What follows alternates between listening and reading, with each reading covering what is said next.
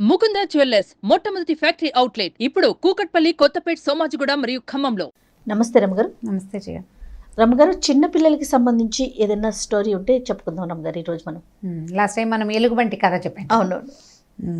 చిన్నదంటే ఇది ఒక 4-5 ఏళ్ల పిల్లలకి చెప్పచ్చు. ఈ కథ ఒక బుక్ కూడా ఉండేది ఇదివరకు. చాలా కాలం క్రితం చూశాను నేను. ఎక్కడైనా దొరికితే బుక్ చూపిస్తే ఇంకా ఎక్కువ ఇంట్రెస్టింగ్గా ఉంటుంది. చిన్న కథ చెప్తూ ఉండొచ్చు అప్పుడప్పుడు. మా చిన్నప్పుడు మేము కోతి కథ, కుక్క కథ చెప్తుండేవాళ్ళం. అట్లాంటి కథ అనమాట ఇది. ఒక పెద్ద చెరువు పక్కన 2-3 పెద్ద పెద్ద చెట్లు ఉండేవట. అయితే ఈ చెరువులో రకరకాల చేపలు అవి ఇవి ఉంటుండేవి. ఒకరోజు ఒక కుర్రాడు ఆ చెరువు పక్క నుంచి వెళ్తుంటే ఒక గుడ్డు ఎగ్ కనపడింది అనమాట. కనపడితే వాడు ఏం చేశాడు, అయ్యో ఏ బర్డ్ పెట్టింది గుడ్డు ఇక్కడ పడిపోయింది అని చెప్పి ఆ గుడ్డు చేతిలోకి తీసుకున్నాడు. కొంచెం పెద్ద గుడ్డు. వెతికాడు, అటు ఇటు వెతికితే ఈ చెరువు పక్కన దగ్గరలో ఉన్న 2-3 చెట్ల మీద ఒకదాని మీద అసలు ఏం గూడు లేవు, ఒక దాని మీద ఒక పక్షి గూడు కనపడింది. వీడేమనుకున్నాడు, పక్షి పాపం గుడ్డు పెట్టింది, అది పడిపోయి ఉంటుంది, కింద పగలకుండా ఉంది, పైనుంచి కింద పడితే గుడ్లు పగిలిపోతుంటాయి. మామూలుగా చెట్ల మీద గూళ్ళు పెడతాయా, పక్షులు పెడుతూ ఉంటాయి. ఏ గాలికో కదిలి పడిపోయి కొన్ని గుడ్లు పగిలిపోతాయి, 1-2 మిగులుతూ ఉంటాయి వాటికి. సరే వీడు ఏం చేశాడు, ఆ చెట్టెక్కి అలాగా ఆ గుడ్డుని తీసుకెళ్ళి ఆ గూట్లో పెట్టి వాడి దారిని వాడు వెళ్ళిపోతే ఆ గూడు పెట్టినవి 2 పక్షులు, సుమారుగా అంతంత బర్డ్స్ అన్నమాట. అవి సాయంకాలం గూడు కట్టుకున్నాయి. అంటే గుడ్లు పెట్టడం కోసం ముందు గూడు కట్టుకుంటాయి, వాటి లెక్కది. గూడు ఏర్పరచుకున్న తర్వాత గుడ్డు పెడతాయి అన్నమాట. సరే ఈ గూట్లో ఉన్న గుడ్డును చూసి ఆశ్చర్యపోయింది, ఇదేమిటి, ఇది ఎక్కడి నుంచి వచ్చింది అని ఆశ్చర్యపోయిన పక్షులు ఏంటంటే గుడ్లని కనపడితే వాటిని పొదుగుతాయి. వాటి గుట్లు అవి పెట్టుకున్న ప్లేస్లో ఓ గుడ్డు కనుక కనపడితే పొదుగుతాయి. అందుకని కోయిలలు కాకుల గుట్లలోనే గుడ్లు పెడతాయి. కోయిలకి గూడు కట్టుకునే ప్రాక్టీస్ చేతకాక అంటే కావాలని కాదు, వాటికి రాదు. ఈ రెడీగా ఉన్న కాకి గూట్లు అంటే అవి కూడా అలాంటి పుల్లల గూళ్ళే పెట్టుకుంటాయి అనమాట. మనం చూడండి, పిచ్చుకలు ఒక రకమైన గూడు కడుతుంది, కాకి ఒక రకమైన గూడు, తర్వాత ఈ చిన్న వంజర పక్షులు అవి ఉంటాయి, చిన్న పొన్నవి, అవి ఇట్లాగా వేళ్లాడే గూళ్ళు కట్టుకుంటాయి వాటి తరహాని బట్టి. ఇప్పుడు కోయిల కాకి ఒకటే రకం తరహావి. ఎండు పుల్లలతోటి గూట్లు పెట్టుకునే లక్షణం అనమాట. ఆ ఎండు పుల్లల గూడు కనపడంగానే ఈ కాకి గూట్లోనే కోయిలవి కూడా తన గుడ్లు పెట్టేస్తుంది ఏదో ఒక టైంలో వచ్చేసి, కాకులు లేనప్పుడు చూసి. ఆ 4 గుడ్లో 5 గుడ్లో ఉంటే ఇవి నావి కావు అనే జ్ఞానం కాకి ఉండదు. నేను ఒకటే పెట్టాను, ఇక్కడ 2 ఎందుకున్నాయి అలా ఆలోచించడం రాదనమాట. ఆ జాతికి లేదు, భగవంతుడు ఆ తెలివి పెట్టాల దానికి. ఆ ఉన్న గుడ్డ నీ మీద కూర్చుని పొదిగేస్తాయి. అన్ని పిల్లలు అవుతాయి, రోజు ఆహారం తెచ్చి పెడతాయి. కొన్నాళ్ళ తర్వాత కూత మొదలు పెడతాయి. కాకి కాక అంటుంది, కోయిల కూకు ఉంటుంది. కాకి కూకి డిఫరెన్స్ ఉంది కదా, ఇలా మధ్యలో బోళ్ళ అక్షరాలు ఉన్నాయి.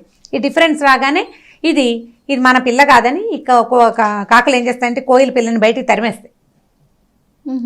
తరిమేస్తాయి, దాని దగ్గరికి రానివ్వవు. వాటి దారిన అవి ఎగరటం నేర్చుకుంటే మెల్లిగా వెళ్ళిపోతాయి అన్నమాట.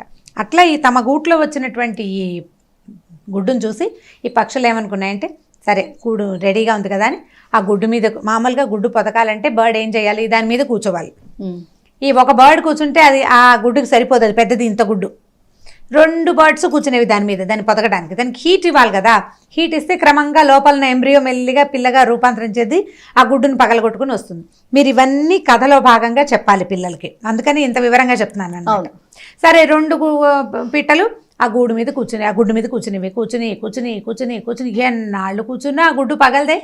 బోలెడు రోజులకి చివరికి ఒక రోజు టక్కు సౌండ్ వచ్చింది. సౌండ్ వస్తే ఇది పగులుతోంది అంటే బేబీ బయటకు వస్తుంది. 2 బాగా మంచి ఉత్సాహం వచ్చినాయి, ఆనందించేసినాయి. సరే ఏం చేశారు, ఒక పూట అంతా చూసే అది లోపల నుంచి టక్ అంటుంది కానీ బయటకు వచ్చే ప్రయత్నం చేయట్లా. ఇవి 2 ఏమనుకున్నాయి, ఓహో మన పిల్లకి బాగా రావట్లేదు, మనమే దీనికి హెల్ప్ చేద్దామని చెరువు పక్క నుంచి బయట నుంచి కొట్టినాయి కొద్దిగా.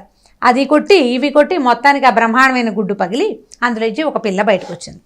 ఈ వచ్చిన పిల్లని చూసి పక్షులు 2 అలా అయిపోయి, ఏమిటి ఇది ఇలా ఉంది అని. ఆ లోపల నుంచి ఒక క్రోకడాయిల్ పిల్ల వచ్చింది బయటికి. ఇంతుంది. ఆ పిల్ల ఏమిటో వీటికి తెలియదు. సరే మన బేబీ, మన గూడు కాబట్టి ఏం చేసినాయి, క్రోకడాయిల్ పిల్ల అని నోరు తెచ్చుకుంది, ఆకలిస్తుంది దానికి. పుట్టంగానే ఆకలిస్తుంది కదా. అక్కడి నుంచి ఈ పక్షులు 2 పరిగెత్తినాయి, ఏదో ఫుడ్ పట్టుకొచ్చి పెడితే మామూలుగా పక్షి పిల్ల ఇంత ఉంటుంది, పక్షి పిల్లలకే చాలా ఆకలి ఎక్కువ. మీరు గమనించండి, కోళ్ళు ఆ తర్వాత ఏమో ఈ కాకి గుళ్ళు, పావురాళ్ళు అవి గుడ్లు పెడతాయి. ఆ పిల్లలు ఎప్పుడు కిచా కిచా కిచా అని ఆహారం కోసం అడుగుతూనే ఉంటాయి, అరుస్తుంటాయి. ఎందుకంటే పక్షి పిల్లగా ఉన్నప్పుడు ఎక్కువ ఆకలి ఉంటుంది వాటికి. గుడ్డు లోపల నుంచి ఆ గుడ్డు రూపం దాల్చి బయటకు వస్తుంది కదా, దానికి ఇంకోలా ఆహారం తీసుకోవడం రాదు. ఈ తల్లి ముందు పెట్టిన ఆహారంతో అది పెరిగి దాని రెక్కలు బలము అన్నీ రావాలి. ఇక తెరిచిన నోరు అలా తెరుచుకుని అలాగే ఉంటాయి అవి, పెడుతూ ఉండటమే అనమాట. ఎంతసేపు ఫుడ్ తేవా పెట్ట తల్లిదండ్రి తినేదే ఉండదు, ఆ పిల్లల్ని పెంచడంలోనే ఉంటాయి అవి. ఈ ఉన్న మొసలి పిల్లకి, క్రొకడాయిల పిల్లకి మామూలు ఆకలి కాదు, దాని ఆకలి పక్షులు తీర్చలేవు. ఇవి రెండు పరిగెత్తి పరిగెత్తి అవి తెచ్చి ఇవి తెచ్చి అమ్మ నాన్న ఇద్దరు నీరసం వచ్చేసేది వాటికి. ఎన్ని తెచ్చిపెట్టి అది మళ్ళీ నోరు తెచ్చేది గుట్టుకుమని మింగేసి. ఏం పెట్టిన పురుగులు, ఇంత పురుగు తెస్తే ఇంత క్రొకడాయిల పిల్లకి ఏం సరిపోతుంది, దానికి ఆ మాత్రం మాంసం కావాలి. ఇవి ఎన్ని పురుగులు ఎన్ని ఇవి తెస్తే ఇది సరిపోతుంది. ఇక ట్విక్స్ తెచ్చి చిన్న చిన్న చిగురాకులు తెచ్చి పెట్టేవి, పక్షి పిల్లలు పెడతాయి. అక్కడి నుంచి చీమలు, ఆ చుట్టుపక్కల ఉన్న చెట్ల దగ్గర ఉన్న అన్ని రకాల జంతుజాలన్నీ చిన్న పన్న బట్టి తెచ్చిపెట్టినాయి దాన్ని. ఇక తిన్నది తిన్నది తిన్నది మొత్తానికి అది గూడు పట్టకుండా బాగా ఆ మాత్రం అయింది. అయ్యాక వీళ్ళిద్దరు ఏమనుకుంటే మన బడ్డీ పెద్దవాడైపోయాడు, పెద్ద అయింది, ఇక దీనికి ఎగరటం నేర్పించాలి. ఇంక దీన్ని పోషించలేరు, వీళ్ళ వల్ల కావటం లేదు, మన వల్ల కావట్లేదు, దీనికి ఎగరటం నేర్పిస్తే దాని ఆహారం అదే సంపాదించుకుంటుందని ఈ అమ్మ నాన్న పక్షులు రెండు దానికి ఎగరటం నేర్పించడానికి పూనుకున్నాయి. ఎగరాలి అంటే ఏమిటి ఎగురుతుంది, దానికి రెక్కలేవి, ఇవి రెండు ఎలా ఎగరటమో చూపిస్తాయి. ఒకళ్ళు ఎగిరిపోతూ పడిపోతుంటే రెండో వాళ్ళు పట్టుకుని చూపిస్తాయి. బోలెడదే ప్రాక్టికల్స్ చేసినాయి. ఎలాగైనా ఈ ముందు చేతులు కదిపి బడ్డీ ట్రై చెయ్యి అని బాగా తరిమేవి ఆ మొసల్ని. ఏం తరిమినా దానికి రాదు, దాని జాతి దాని లక్షణం కాదు కదా. కొన్నాళ్ళకి ఆ గూడు పట్టకుండా అది ఇంత పొడుగ్గా అయిపోయింది, గూడు ఇంత మొసలు ఇంత పొడుగు. దాని ఆహారం అందించలేక వీళ్ళకి దుంప తెగిపోయేది. పక్షులు రెండు చిక్కి శల్యమైపోయినాయి. అక్కడి నుంచి ఒకరోజు సీరియస్గా చెప్పినాయి అనమాట, ఇక నీతోటి మా వల్ల కాదు, నువ్వు ప్రయత్నం చేయాలి, నీ అంతటి నువ్వు ఫుడ్ సంపాదించుకోవాలి. అమ్మ నాన్న చిక్కిపోతే వీళ్ళకి నెక్స్ట్ మేట్ టైం కూడా వచ్చేసింది. ఈ మొసలు వీళ్ళని వదలదు, దానికి రాదు. మరి అక్కడి నుంచి ఏం చేయాలో దానికి తెలియదు.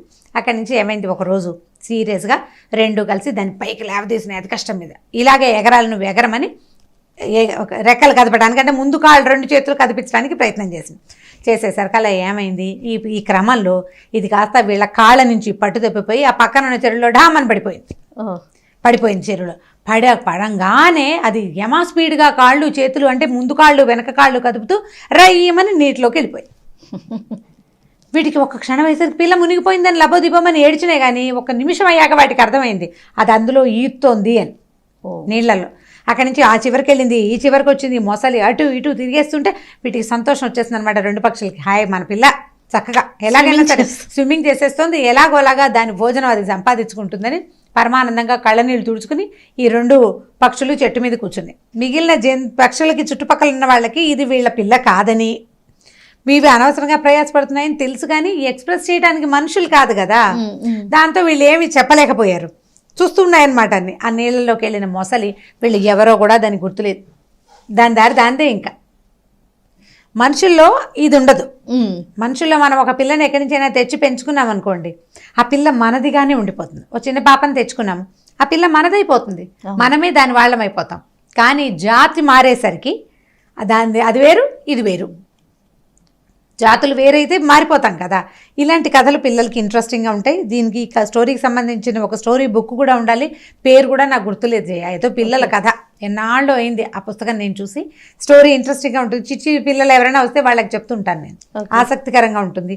ఈ పిల్లలకి చెప్పేటప్పుడు మీరు బర్డ్స్ వాటి తలకు గూళ్ళు నెస్ట్లు అవి చూపిస్తే రకరకాల గూళ్ళని వాటిని చూపిస్తూ ఉంటే తెలుస్తుంది అనమాట. ఇన్ఫర్మేషన్ కూడా మనం అందించవచ్చు, కొత్త ఇన్ఫర్మేషన్ ఇవ్వచ్చు, పక్షి గూళ్ళని వాటిని తెలుసుకుంటారు. చిన్నపిల్లలకి ఒక 5-6 ఏళ్ల పిల్లలకి ఇలా చెప్పచ్చు. మంచి కథ, చాలా బాగుంది కూడా, స్టోరీ ఇంట్రెస్టింగ్గా ఉంది కదా. ఓకే రమ్మ గారు, నెక్స్ట్ స్టోరీలో మళ్ళీ కలుద్దామండి. ఓకే జయ.